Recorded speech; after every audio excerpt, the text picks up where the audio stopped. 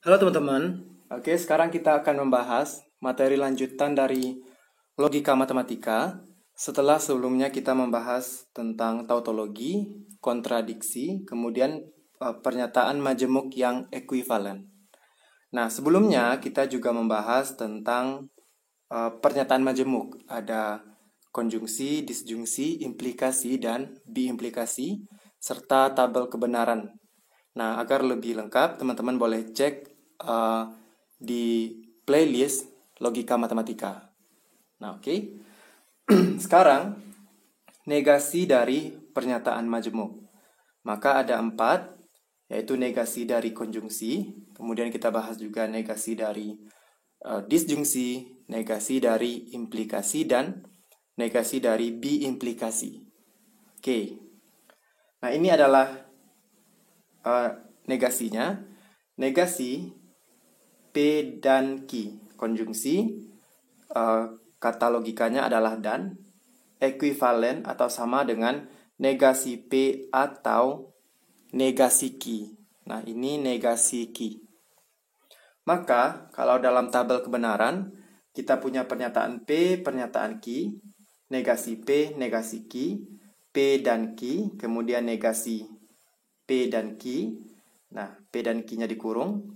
Kemudian yang ini negasi P atau negasi Q. Nah, perhatikan untuk pernyataan P benar-benar salah-salah, pernyataan Q benar-salah, benar-salah, maka negasi P adalah lawan ini, salah-salah, benar-benar. Kemudian negasi Q adalah lawan yang ini, salah, benar, salah, benar. P dan Q akan bernilai benar jika kedua-duanya benar dan akan bernilai salah untuk kasus yang lain. Negasi P dan Q, maka lawan dari ini salah, benar, benar, benar. Kemudian negasi P atau negasi Q. Nah, ini negasi P, negasi Q, atau maka akan bernilai salah jika kedua-duanya salah dan akan bernilai benar pada kasus yang lain. Oke, sehingga teman-teman perhatikan bahwa negasi P dan Q sama dengan negasi P atau negasi Q. Oke, maka kalau secara bahasanya, negasi dari konjungsi dua pernyataan adalah disjungsi dari masing-masing pernyataan tunggalnya. Oke, ditulis seperti ini. Selanjutnya untuk poin yang B, yaitu negasi dari disjungsi. Oke, kita lanjut ke poin yang kedua, yaitu negasi dari disjungsi. Kata hubung logika yaitu atau. Nah, maka negasi P atau Q adalah negasi P dan negasi Q. Nah, teman-teman perhatikan ada pernyataan P, pernyataan Q, negasi P, negasi Q, P atau Q. Lihat P, Q akan bernilai salah jika kedua-duanya salah dan selebihnya akan bernilai benar. Kemudian negasi P atau Q, maka lawan dari ini benar, salah, benar, salah, benar, salah, salah, benar. Nah, kemudian negasi P dan negasi Q. Perhatikan negasi P, kemudian negasi Q akan bernilai benar karena ini dan. Jika kedua-duanya benar, maka yang lainnya akan bernilai salah. Oke teman-teman, maka negasi dari disjungsi atau negasi dari disjungsi dua pernyataan adalah konjungsi dari negasi masing-masing pernyataan tunggalnya. Oke, ini dia yang dalam kotak. Nah, selanjutnya, ini yang poin B. Yang poin C yaitu negasi dari implikasi. Teman-teman, poin yang C yaitu negasi dari implikasi. Maka P implikasi Q dikurung, kemudian ini simbol negasi atau ingkaran adalah negasinya adalah P dan negasi Q. Oke, buktinya pada tabel kebenaran ini, P, Q, negasi P, negasi Q, P, implikasi Q akan bernilai salah jika pernyataan P benar, pernyataan Q salah. Dan selebihnya akan bernilai benar. Oke. Kemudian, negasi P, implikasi Q. Nah, ini dikurung.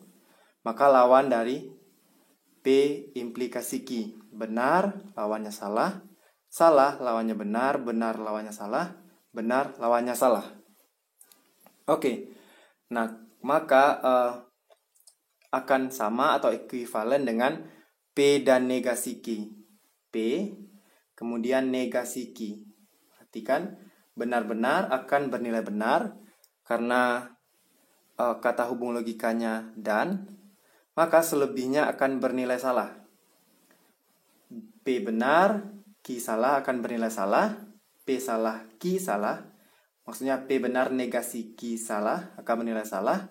P salah negasi Q akan negasi Q salah, maka P dan negasi Q-nya salah.